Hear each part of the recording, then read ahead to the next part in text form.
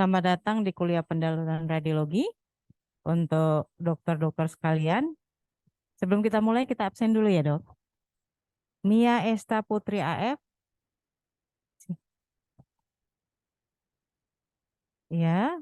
Dokter, Tria Meirisari, Hakim Al-Hadi, Isura Febri Hartati, hadir dok.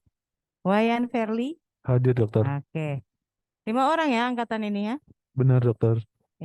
Kompak-kompak ya. Lulus tepat waktu ya. Baru juga pendahuluan, Dok. Baik. Hari ini kita akan mulai kuliah pendahuluan kita mengenai peranan radiologi. Tapi sebelum mengetahui lebih jauh mengenai peranan ini, kita perlu tahu mengenai radiologi dasar dulu, ya. Baik, untuk tujuan pembelajaran hari ini saya berharap dokter-dokter mampu menjelaskan definisi radiologi itu sendiri, kemudian dapat penjabarkan metode tipe pemeriksaan radiologi, dan terakhir ada penggunaan pemeriksaan radiologi. Ya, sebenarnya ada beberapa lagi, tapi saya berharap nanti saya akan memberikan tugas presentasi dan kita akan membahas itu. Ya, siap ya, Dok? Baik, kita akan mulai slide pertama. Jadi topik ini tadi sudah saya jelaskan tipe, definisi radiologi, tipe dan penggunaannya. Baik, sebelum kita mulai, menurut dokter-dokter sekalian, radiologi itu apa sih? Pemeriksaan radiologi itu apa sih? Sudah lewat kan? Dokter umum kan? Dokter umum sudah lewat kan? Udah belajar radiografi toraks kan? Udah tahu USG itu apa? Pastinya udah kebayang dong.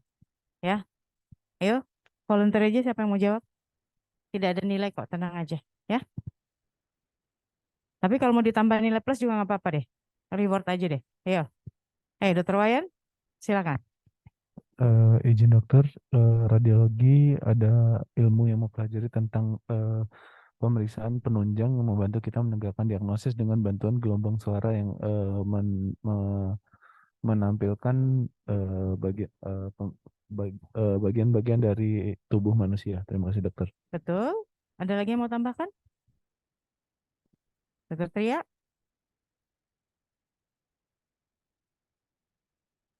Izin menambahkan, Oh, ya, Dokter Tria dulu ya. Nanti baru Dokter Hakim ya.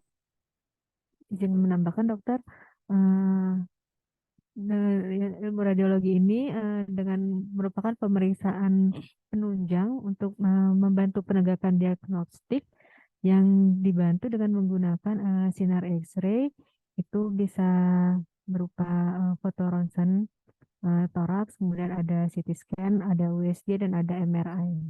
Baik, dokter mau tambahkan? Dokter Hakim? Izin berpendapat dokter, radiografi itu adalah suatu teknologi pencitraan dengan gelombang elektromagnetik maupun gelombang mekanik guna untuk memindai bagian dalam atau bagian tubuh suatu manusia dokter. Baik, jadi menggunakan gelombang elektromagnetik dan gelombang suara untuk memvisualisasikan bagian-bagian dari tubuh. Baik. Oke, semuanya betul. Kita lihat apa itu?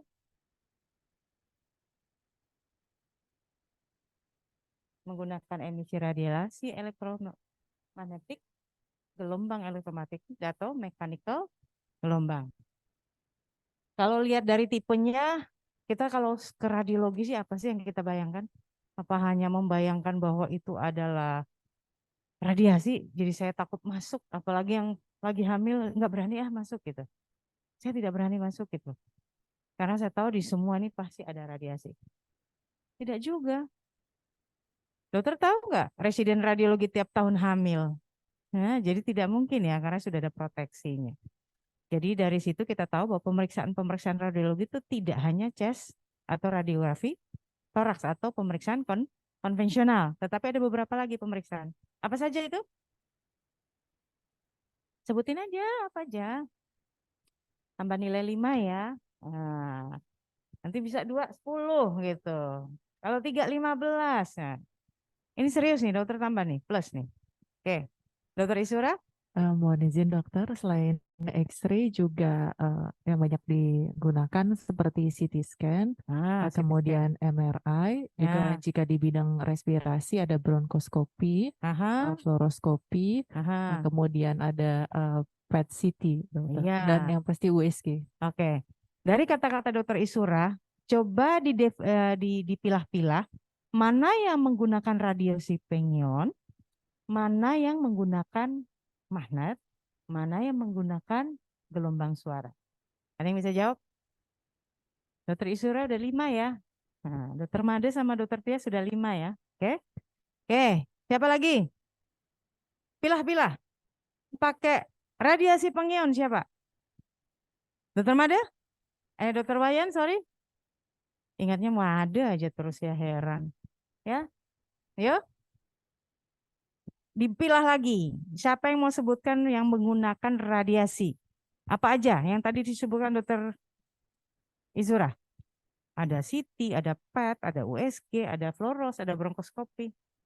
Izin dokter, Aha, untuk yang radiasi ada CT scan, aha, MRI, aha. eh, MRI pakai radiasi pengion? CT. CT dokter, Oke. CT. Dokter Mei? Izin dok, kalau MRI menggunakan elektromagnetik dok. Ya, betul. Dokter Hakim? Izin dokter untuk USG menggunakan gelombang suara dokter. USG? Gelombang suara, dokter. betul. Jadi 5555 ya. Ya, ingat ya, yang 5, yang 10 tadi siapa? Dokter Wayan.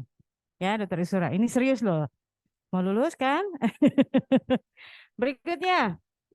Jadi pemeriksaannya kita ada tipe yang direct untuk memperlihatkan morfologi dan fungsi. Biasanya kita lakukan fluoroskopi, X-ray dengan monitor atau bronkoskopi biasa dipakai oleh teman-teman kita pulmonologis ya.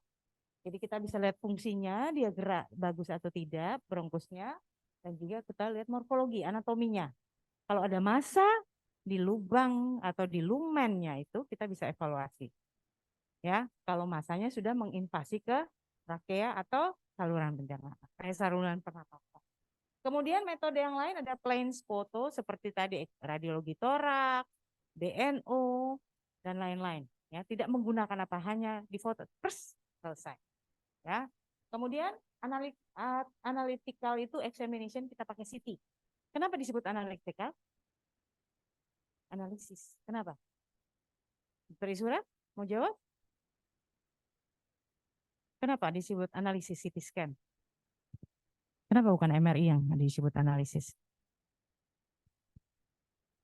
Ayo, bayangin aja, depan, samping, kanan, kiri, belakang, menggunakan CT scan. Apa maksudnya? Rekonstruksi 3 dimensi. Kamu bisa tahu posisi tepatnya. Ketika dipasang markernya, range of area-nya, interest-nya itu, region of interest-nya, kita bisa tahu nih, oh ternyata ini tumor nih di sini, posisinya di paru segmen sekian, sekian, sekian.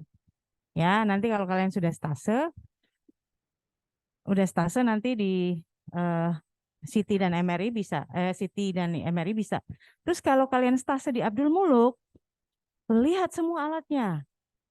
Karena saya tahu kalau kalian stase di sana, tidak ada kerjaan kan? Jangan kabur. Pergi ke USG, masuk, lihat alatnya. Pergi ke ruang radiologi, fluoroskopi dan lain-lain. Fluoroskopi nanti akan mirip dengan bronkoskopi. Ya, cuman karena fluoroskopi dia kita foto, ya seperti kita lagi foto, tapi kita kayak bikin video. Ada monitornya. Jadi ketika kita foto, kita akan lihat gambarnya. Demikian juga bronkoskopi. Pernah ikut bronkoskopi? Nanti waktunya ini baru kalian mengerti. Kemudian special examination yang menggunakan kontras. Misalnya salah satu bronkoskopi. Kadang-kadang kalau sudah dimasukkan, kita bisa semprot. Biasanya ya bukan semprot, disuntikan kontras. Biasanya dilakukan oleh radiolog. Karena kalau paru biasanya dia harus ambil sampel morfologinya untuk di biopsi. Kemudian apalagi? Ada angio, ada bronkografi. Bronkografi itu adalah pemeriksaan CT scan menggunakan kontras memperlihatkan bronkus dan percabangannya, trakea dan percabangannya. Kemudian apa lagi? Nih, ini PET CT, MRI dan ya, oke. Cepat nggak, dokter? Cukup? Oke, siap. Dokter biasanya lebih cepat lagi nih. Ini sudah terlalu lama nih menurut dokter. Baik. Jadi sebenarnya apa sih peranan radiologi imaging buat penyakit paru? Coba lihat ini dok, kayaknya mati deh. Mati tidak? Masih nyala, dokter masih ada. Oke, baik. Apa peranan radiologi dalam penyakit paru? Ya, tadi ya, dihafal nilai yang sudah didapat ya. Sekali jawab dapat 5. 2 kali dapat 10, 3 kali 15. Nah, siapa paling tinggi dia nilainya paling tinggi. Nah, untuk pertemuan pertama loh ya, kita masih ada beberapa pertemuan lagi. Oke, ada yang tahu? Dokter, Hakim? Ayo. Izin menjawab dokter, Ya, peranan radiologi dalam paru dokter. ya penyakit paru. Kita Dalam akan penyakit paru, yang pertama adalah untuk memetakan atau mencitrakan suatu bagian tubuh atau suatu kelainan yang berada di paru dokter. betul, satu. Kemudian yang kedua untuk berfungsi sebagai alat alat diagnostik dokter, alat diagnostik serta bisa juga untuk seperti bronkoskopi dokter, selain sebagai diagnostik juga sebagai untuk terapi paliatif dokter. Oke, bisa juga. Ada lagi? Oke, Izura, siapa yang duluan angkat tangan? Oke, ya, dokter Izura. Baik, izin dokter. Radiologi di bidang pulmonologi ataupun respirasi sebagai pemeriksaan penunjang di mana untuk dapat dari anamnesis, dari anamnesa, pemeriksaan fisik yang dilakukan, kemudian kita akan mengerucutkan ke dalam diagnosis, dari working diagnosis dan juga diagnosis banding atau differences diagnosis, kita membutuhkan pemeriksaan penunjang lainnya untuk pada akhirnya kita mengerucutkan kepada diagnosis utamanya. Dan radiologi juga digunakan, kita lihat berdasarkan kebutuhan, tingkatan kebutuhan yang akan kita gunakan. Misalnya dimulai dari pemeriksaan dasar yaitu X-ray, kemudian kita butuhkan ke pemeriksaan lanjutan, misalnya CT scan ataupun MRI, kemudian seperti yang dikatakan Dr. Hakim, selain digunakan sebagai diagnostik juga dapat digunakan sebagai terapeutik, misalnya untuk bronkoskopi bisa dilakukan untuk bersama pemeriksaan penunjang, namun juga bisa dilakukan untuk terapi pada pasien tersebut, misalnya bronkoskopi di meja operasi. Baik. Ada yang nambah? Oke. Izin dong menambahkan dari Mia untuk peranan radiologi dalam bidang pulmonologi itu sendiri. Pertama, untuk membantu diagnostik khususnya dari penentuan jenis penyakitnya, lesinya dok, jenis dan letak lesinya itu dapat dibantu oleh radiologi serta khususnya dalam bidang onkologi itu kita dapat menentukan staging dari penyakit itu sendiri. Oke, betul. Izin dok dari Mia cukup. Oke. Sekarang siapin kertas masing-masing. Tulis di situ kalau jawab 1 garis 1, 2, 1, 3 ya. Tulis. Ya. Jadi nanti setelah akhir kuliah ini kalian berikan ke dokter. Tulis nama di atas. Baik. Jadi pemeriksaan radiologi itu berperan penting pada penyakit paru-paru. Yang pertama seperti yang sudah bilang, radiologi bukan pemeriksaan penunjang. Ingat. Radiologi diagnostik. Apa artinya? Radiodiagnostik dengan menggunakan radiologi. Ya. Kalau misalnya ada pasien datang pertama kali, dia datang dengan sesak napas, setelah dilihat ada gambaran konsolidasi di paru tanpa perpindahan daripada organ mediastinum, kita katakan itu pneumonia. Cukup nggak dengan radiologi aja, chest X-ray? Cukup. Nah, nanti kalau kita tidak tahu atau misalnya masih ragu-ragu, kita akan lanjut ke pemeriksaan yang lebih canggih, misalnya CT scan atau MRI. Jadi yang pertama adalah untuk diagnostik. Yang pertama diagnostik apa? Menentukan posisi letak kelainan yang di paru. Apakah dia di dalam paru, ataukah di luar paru, atau Di luar paru, di mana aja? Dinding dada, di kutis, subkutis, di pleura, mediastinum, atau di tulang. Jadi pemeriksaan radiologi berfungsi untuk menentukan diagnosis, menentukan letak lesi yang sebenarnya. Kalau jelas kita tidak melanjutkan untuk pemeriksaan berikutnya. Tapi kalau tidak jelas, kita lakukan pemeriksaan tambahan yang lebih canggih. Kalau dia tumor, kita menentukan pemeriksaan canggih untuk menentukan tadi staging ya. Oke. Ada pertanyaan sebelum kita lanjut? Lanjut dulu ya. Baik. Untuk pemeriksaan CT scan dengan fast dan high resolution. Jadi CT scan itu ada dua. CT scan biasa dan high resolution computerized tomography. Kenapa dibilang beda? CT scan biasanya kita lakukan potongan lebih tebal 5 sampai 10 mili. Ya, kalau kita bilang 10 mili memang kecil, tapi kalau untuk kelainan di organ tubuh paru itu sangat-sangat bermakna, ya. Makanya mereka lakukan software baru dengan high resolution computerized tomography. Cuman 1,2 mili. Nah, dari 10 mili ya, 1/10-nya. Nah, dia akan lebih tipis. Ada yang 0,62 mili, 25 mili. Itu ada di Abdul Muluk. Ya, CT scan di Abdul Muluk 0,62 mili, 25 mili. Ya, jadi lebih tipis. Kemungkinan untuk misdiagnosis atau tidak kita lihat kelainan akan lebih tinggi. Jadi lebih tipis sekali, ya.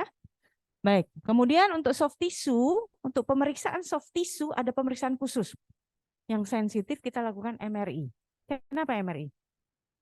Karena MRI itu dia akan memvisualisasikan jaringan kutis atau jaringan lunak itu akan lebih baik dibandingkan tulang dan udara. Dulu paru-paru tidak kita lakukan pemeriksaan MRI, tapi dengan berkembangnya waktu MRI sangat baik untuk paru-paru. Walaupun paru-paru adalah organ yang bergerak. Baik. Lanjut ya. Kalau tidak mengerti tanya, ya. Baik. Dan pemeriksaan ini lihat.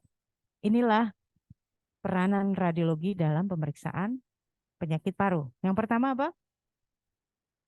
Gambaran lokasi dari kelainan. Apalagi? Ekspansi, infiltrasi, meluas kemana saja kita evaluasi.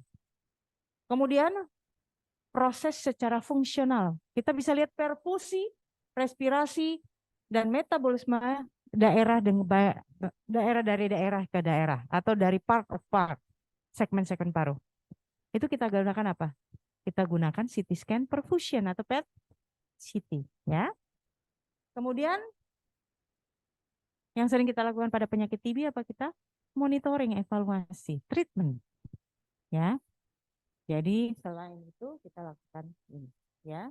Kita evaluasi progres untuk tumor paru, namanya resist, ada perubahan, ada stable, dia menetap, dia bertambah parah, atau dia 100%, 100% sembuh, atau partial respon, ya. Nanti dokter kasih kok, nggak usah diketik. Baik. Nah, pertama-pertama kita akan lihat ini chest imaging. Yang kita gunakan apa aja tadi? Plain X-ray, CT, MRI, nuclear scanning, termasuk PET CT tadi seperti Dr. Izwar bilang dan ultrasound.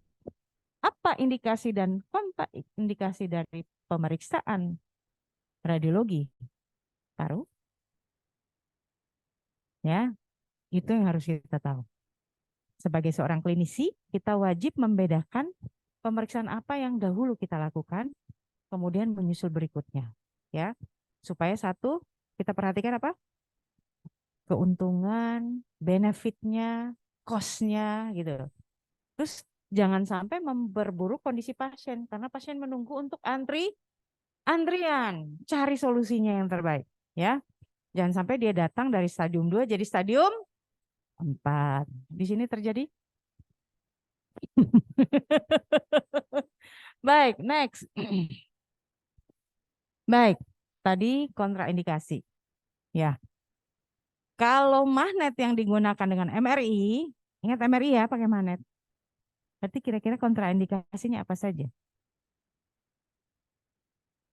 Tidak boleh ada besi-besi yang di dalam tubuh. Misalnya apa? Seluruh implan. Kalau implan payudara bisa nggak, Mary? Bisa banget. Dia kan dari apa? Dari mana? Dari silikon, nggak perlu. Lu bayangin ini. Lagi bayangin dia, lagi bayangin ini. Dokter Hakim bayangin apa sih implan payudara? Dari silikon. Ya, justru bagus pemeriksaan MRI. Terus apalagi pacemaker. Kalau yang semi metalik itu. Kalau sekarang kan bukan metalik lagi ya. Dia pakai lebih bagus lagi yang kayak bahan buatan dari pesawat itu kalau nggak salah. Apa namanya itu?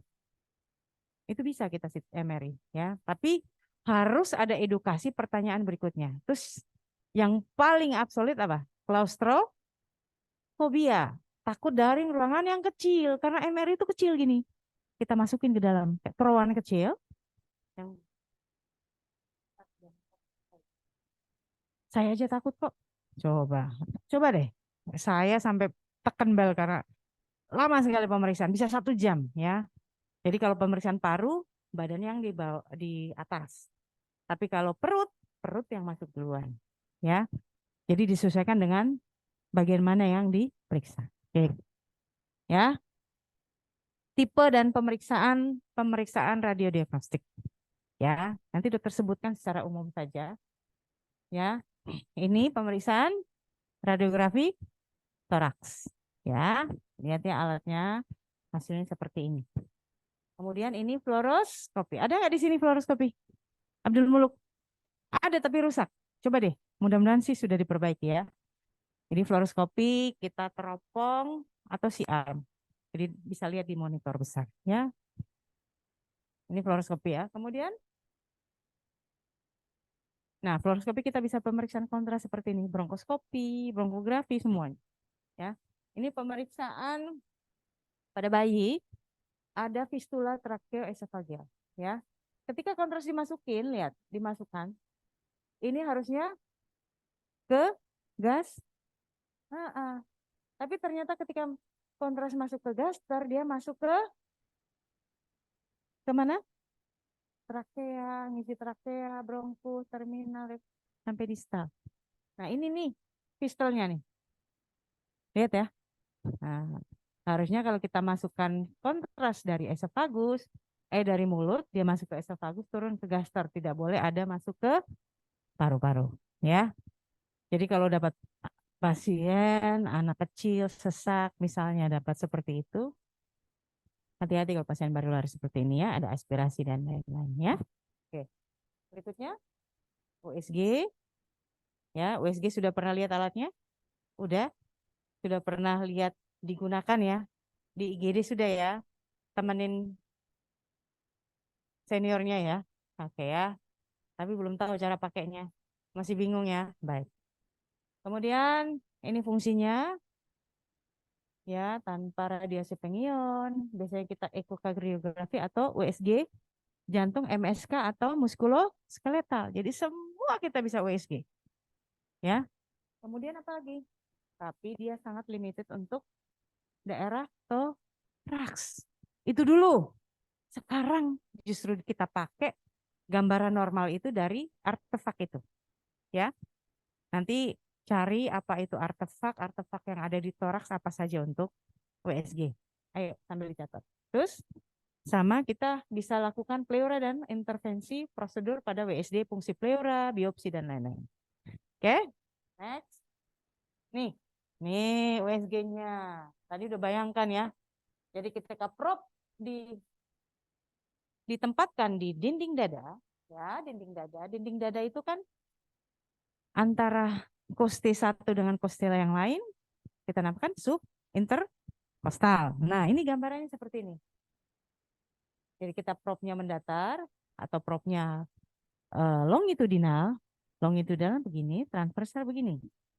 Longitudinal, transversal, ya. Hasilnya seperti ini.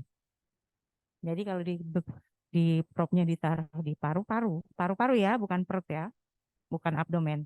Gambarannya akan seperti itu. Yang kita lihat adalah lines. Karena reverberasi atau gambaran artefak dari tulang ya. Kemudian ini posisi yang di subkostal.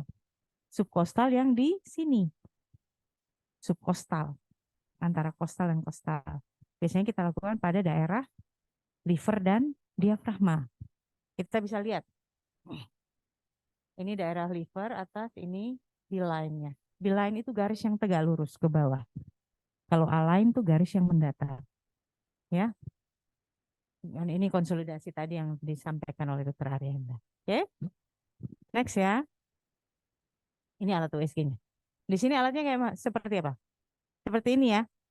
Jadi kita perlu tahu ini trackball, ini freeze, ini gain-nya buat hitam putih ya. Kemudian ini B itu buat layarnya 1.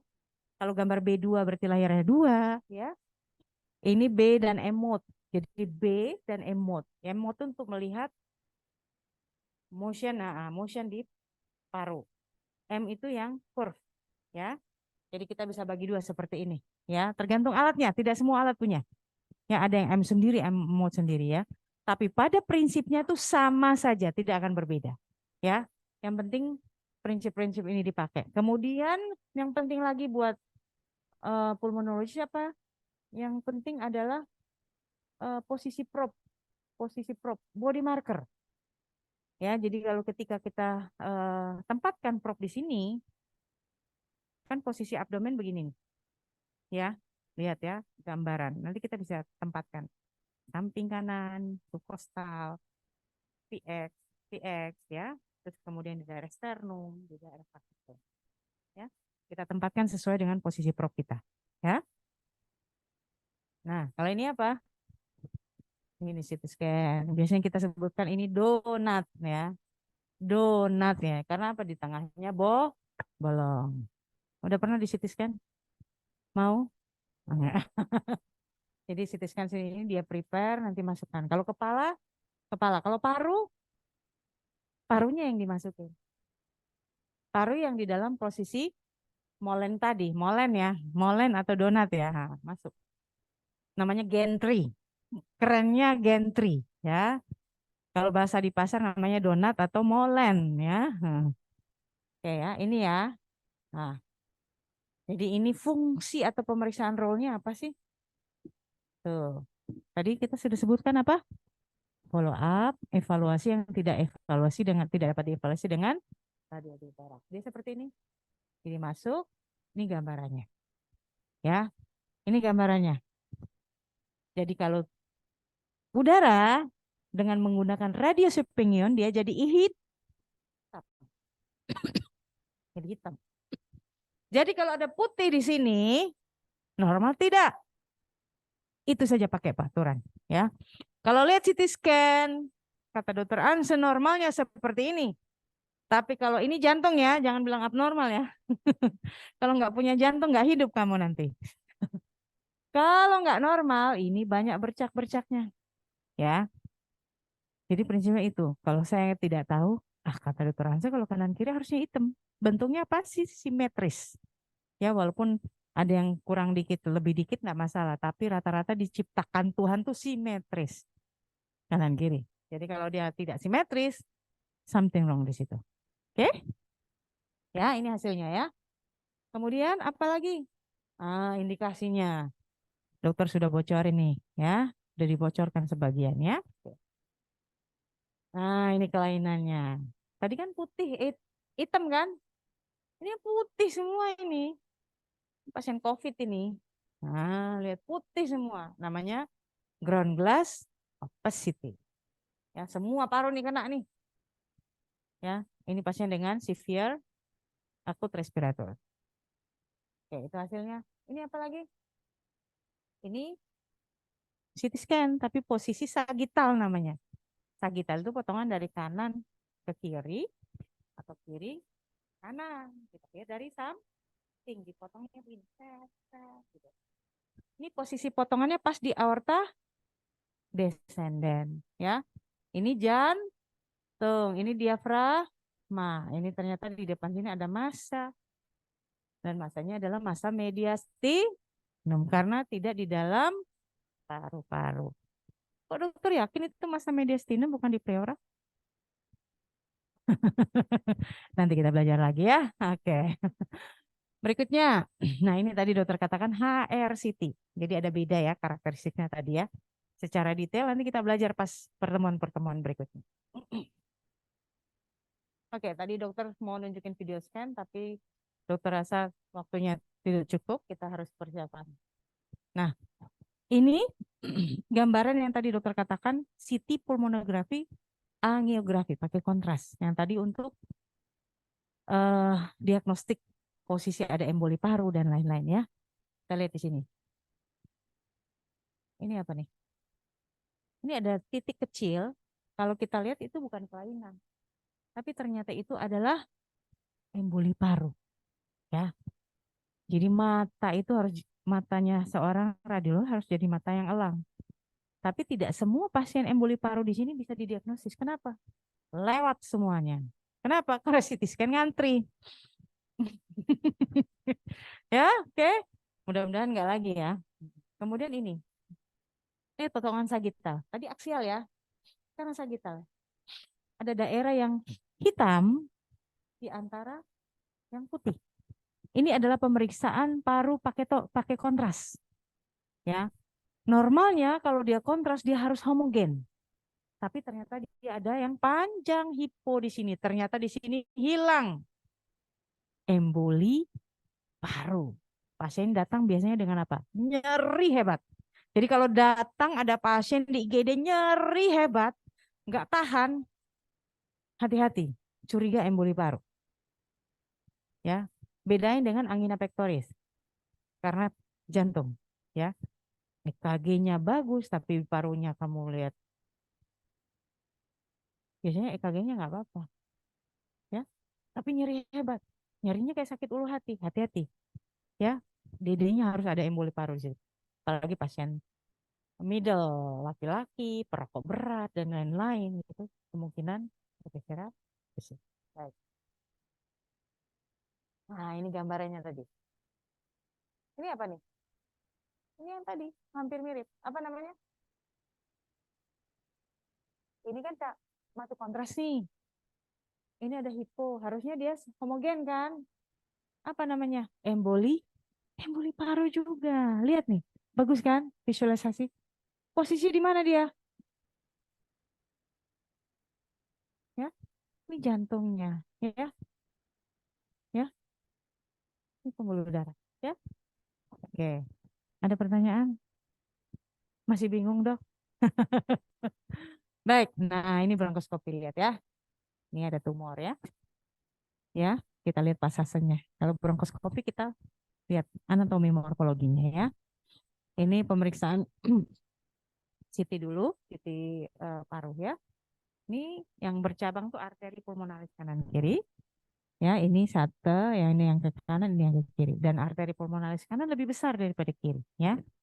Oke, kemudian ini apa? Ini liver. Nah, ini apa nih?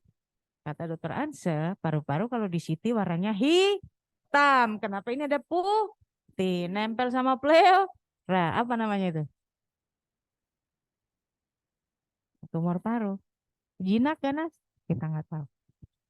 Posisi seperti ini bagus untuk kita lakukan CT guided atau ya.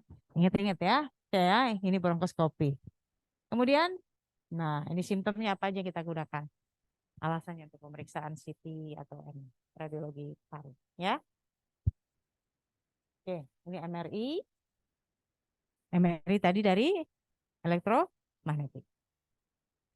Oke, ada ya. Oke, ini gambaran MRI. Loh, kok sama sih sama CT? Gimana bedakannya? Kalau CT tulang itu pu, MRI tulang itu hi. Nah, coba tulangnya kita cari. Ini tulangnya.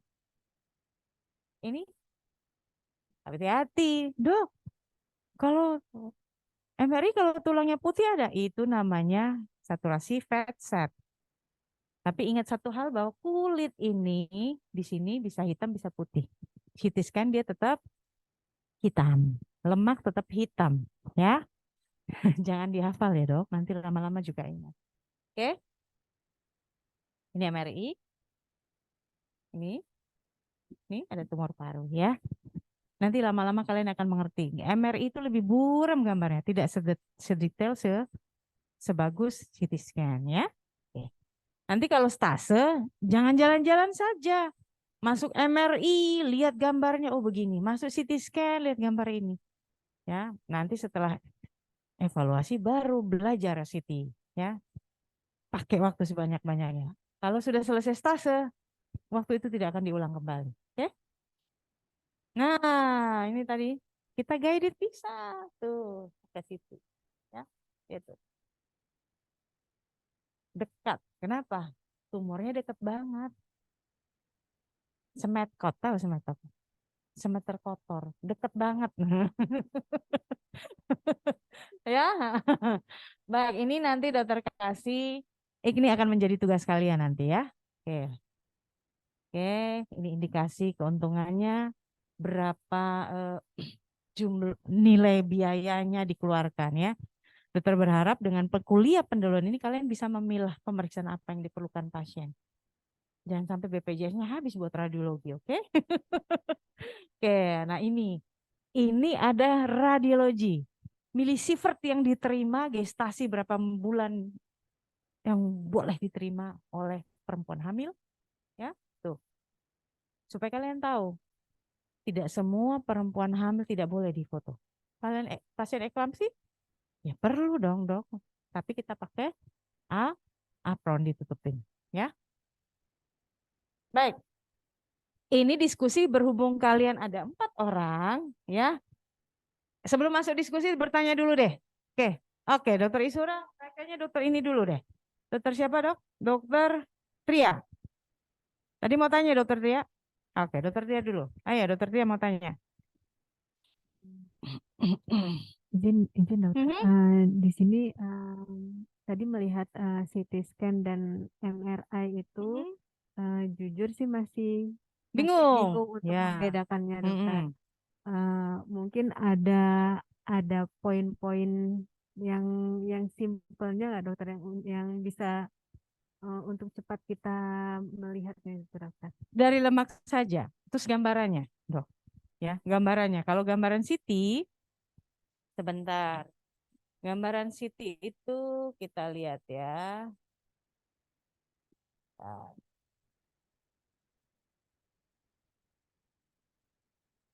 Nah, gambaran CT itu khas sekali seperti ini. Apa yang dokter bisa lihat? Nah, ini CT scan. Putih semua. Apalagi di window paru-paru. Makanya kalau laporan jaga itu dipototin baik-baik. Apalagi kalau dokter Ansel lagi di itu kasih tahu kita. Ilmunya nggak mungkin diulang 2 kali. Ya. Kalian belajar bisa 4 tahun itu. Ya. Ya, nih. Kalau window paru dia putih semua pintunya. MRI, lihat MRI.